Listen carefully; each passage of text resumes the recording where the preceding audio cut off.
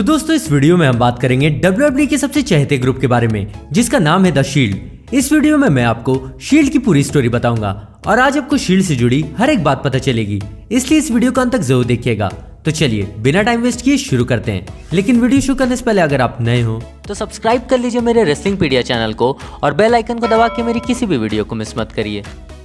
सबसे पहले हम ये जानेंगे कि शील्ड को बनाने का आइडिया किसका था। शील्ड को बनाने का आइडिया सीएम पंक का था, जो उस टाइम WWE चैंपियन थे। लेकिन सीएम पंक शील्ड में रोमन रेड्स की जगह क्रिस हीरो नाम के सुपरस्टार को रखना चाहते थे, क्योंकि क्रिस हीरो सीएम पंक के दोस्त थे। पर ट्रिपल एच को रोमन रेड्स ज्यादा पसंद आए। ट्रिपल एच को विश्वास था कि रोमन रेड्स शील्ड को ऊंचाइयों तक पहुंचाएंगे, इसलिए उन्होंने शील्ड में क्रिस हीरो को हटाकर रोमन रेड्स को डाल दिया। तो शील्ड WWE में पहली बार नजर आए 18 नवंबर 2012 को सर्वाइवर सीरीज पेपरव्यू में। इस पेपरव्यू में उन्होंने सीएम पंक, जॉन सीना और रायबैक के ट्रिपल थ्रेट चैंपियनशिप मैच में इंटरफेयर करके अटैक किया जॉन सीना और रायबैक पे, जिसका फायदा उठाकर सीएम पंक जीत गए। शील्ड का पहला ट्रिपल पावर बम हमने उसी दिन देखा जब उन्होंने रायबैक को उठाकर अनाउंस टेबल पे ये मूव दिया। उस टाइम ये तीनों उतने फेमस नहीं थे, इसलिए किसी को समझ में नहीं आया कि आखिर ये तीनों हैं कौन। 26 नवंबर 2012 को मंडे नाइट रॉ में इन तीनों ने अपने ग्रुप का नाम बताया द शील्ड, और ये भी कहा कि इन्होंने कसम खाई है हर इनजस्टिस का जवाब देने की। और तब जाकर हमें पता चला कि शील्ड में जो 3 सुपरस्टार्स हैं उनके नाम है रोमन रेड्स, डीन एम्ब्रोज और सेथ रॉलिंग्स। शील्ड इस समय पर हील के रूप में काम कर रहे थे। उनसे जब पूछा गया कि क्या वो सीएम पंक या पॉल हेमन के लिए काम करते हैं तो उन्होंने मना कर दिया। लेकिन अगले कुछ हफ्तों में शील्ड रॉ और स्मैकडाउन में सीएम पंक के दुश्मनों पर अटैक करते रहे। शील्ड का डेब्यू मैच WWE में हुआ 16 दिसंबर 2012 को tables, ladders and chairs pay-per-view में। इस मैच में उनके अगेंस्ट थे रायबैक, केन और डैनियल ब्रायन। अपने डेब्यू मैच में ही शील्ड जीत गए। टीएलसी के बाद भी सीएम पंक के दुश्मनों को टारगेट करते रहे द शील्ड, लेकिन अब उन्होंने और भी सुपरस्टार्स पर अटैक करना शुरू कर दिया, जैसे कि मिक फॉली, टॉमी ड्रीमर और रैंडी ऑर्टन। 21 जनवरी 2013 के मंडे नाइट रॉ को शील्ड ने द रॉक पर भी हमला कर दिया, जो कि कुछ दिनों बाद रॉयल रंबल में फेस करने जा रहे थे सीएम पंक को WWE चैंपियनशिप मैच में। इस वजह से मिस्टर मैकमैन ने यह ऑर्डर दिया कि अगर शील्ड रॉयल रंबल में इंटरफेयर करेंगे तो सीएम पंक का टाइटल छीन लिया जाएगा। उसी हफ्ते स्मैकडाउन में सीएम पंक ने बताया कि शील्ड से उनका कोई लेना देना नहीं है, और उन्होंने शील्ड को बुलाकर मना कर दिया इंटरफेयर करने से। पर फिर भी शील्ड ने इंटरफेयर किया रॉयल रंबल में और अटैक किया द रॉक पर। लेकिन इसके बावजूद रॉक जीत गए सीएम पंक से और बन गए न्यू चैंपियन। और अगले दिन रॉ में मिस्टर मैकमैन ने वीडियो फुटेज दिखाकर ये रिवील किया कि शील्ड सीएम पंक के मैनेजर पॉल हेमन के लिए काम करते हैं। यहाँ से शील्ड ने सीएम पंक और पॉल हेमन के लिए काम करना बंद कर दिया। शील्ड का सबसे पहला रेसलमेनिया मैच हुआ रेसलमेनिया 29 में शेमस, रैंडी ऑर्टन और बिग शो के खिलाफ, और अपने फर्स्ट रेसलमेनिया मैच में शील्ड जीत गए। आपको बता दूं, इस टाइम तक शील्ड को किसी ने भी नहीं हराया था। इस बीच डीन एम्ब्रोज ने अपना डेब्यू मैच दिया स्मैकडाउन में अंडरटेकर के अगेंस्ट, लेकिन इस मैच में वो हार गए। पर मैच के बाद शील्ड ने अपना टारगेट बनाया अंडरटेकर को और उन्हें भी ट्रिपल पावर बम दे दिया अनाउंस टेबल पर। एक्सट्रीम रूल्स 2013 में डीन एम्ब्रोज ने अपनी पहली चैंपियनशिप जीती।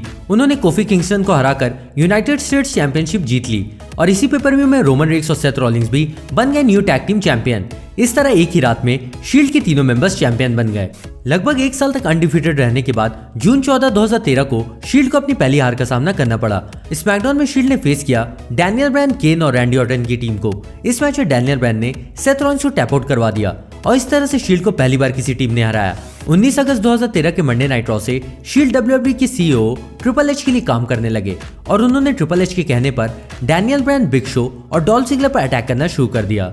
2014 में सीएम पंक के उकसाने की वजह से डीन एम्ब्रोज और रोमन रेड्स में गलतफहमी बढ़ने लगी, और इसी बीच शील्ड के तीनों मेंबर्स ने एंट्री की उस साल के रॉयल रंबल में।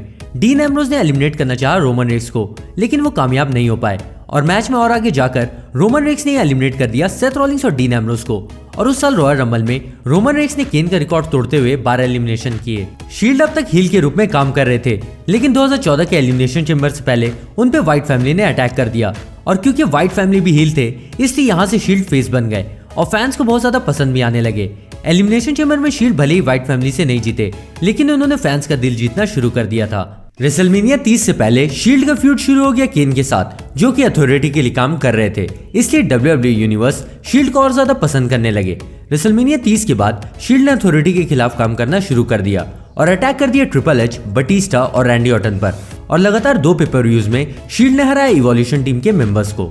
9 जून 2014 को सेथ रॉलिंग्स हील टर्न हो गए और उन्होंने अटैक कर दिया डीन एम्ब्रोज और रोमन रेड्स पर, और वो अब काम करने लगे ट्रिपल एच के साथ। इस तरह से शील्ड टूट गई और रोमन रेड्स ने कुछ दिन बाद अनाउंस किया कि वो अब अकेले ही फाइट करेंगे, ना कि शील्ड के साथ। लेकिन शील्ड की कहानी यहाँ खत्म नहीं हुई। जुलाई 2017 में डीन एम्ब्रोस ड्राफ्ट हो गए रॉ में और सेथ रॉलिंस जो कि अब फेस बन चुके थे, उन्होंने डीन एम्ब्रोस को फिर से एक साथ आने को कहा, लेकिन डीन एम्ब्रोस मना करते रहे क्योंकि 3 साल पहले सेथ रॉलिंस ने उन्हें धोखा दिया था। लेकिन बाद में 14 अगस्त को डीन एम्ब्रोस और सेथ रॉलिंस फिर से एक साथ आ गए और ऑडियंस ने उन्हें बहुत ज्यादा चीयर किया।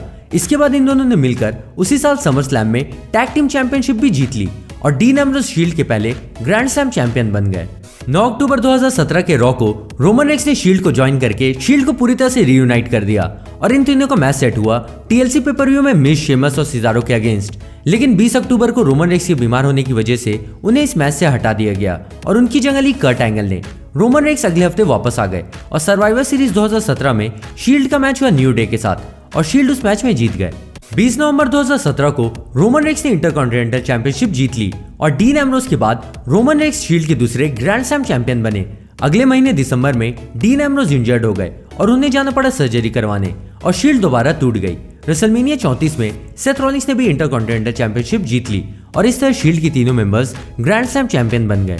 अगस्त 2018 में डीन एम्ब्रोस रिटर्न आए और सेथ रॉलिंस के साथ रीयूनाइट हो गए और समर स्लैम में रोमन रेक्स की यूनिवर्सल चैंपियन बनने के अगले दिन रॉ में शील्ड फिर से एक हो गई और उन्होंने ब्रॉन स्ट्रोमन को ट्रिपल पावर बम दे दिया। शील्ड सुपर शोडाउन में भी जीत गए ड्रू मैकिंटायर, ब्रॉन स्ट्रोमन और डॉल्फ जिगलर से। लेकिन 22 अक्टूबर 2018 को रोमन रेक्स ने अनाउंस किया कि उन्हें ल्यूकीमिया है, इसलिए वो इसके इलाज कराने के लिए WWE छोड़कर जा रहे हैं। उसी रात रॉ में टैग टीम चैंपियनशिप जीतने के बाद डीन एम्ब्रोस हील टर्न हो गए और उन्होंने अटैक कर दिया सेथ रॉलिंस पर। इस तरह शील्ड तीसरी बार टूट गई। रोमन रेक्स के जाने और शील्ड का टूटने का दुख सबको था और सब यही चाहते थे कि रोमन रेक्स वापस आ जाएं और शील्ड भी फिर से रीयूनाइट हो जाए।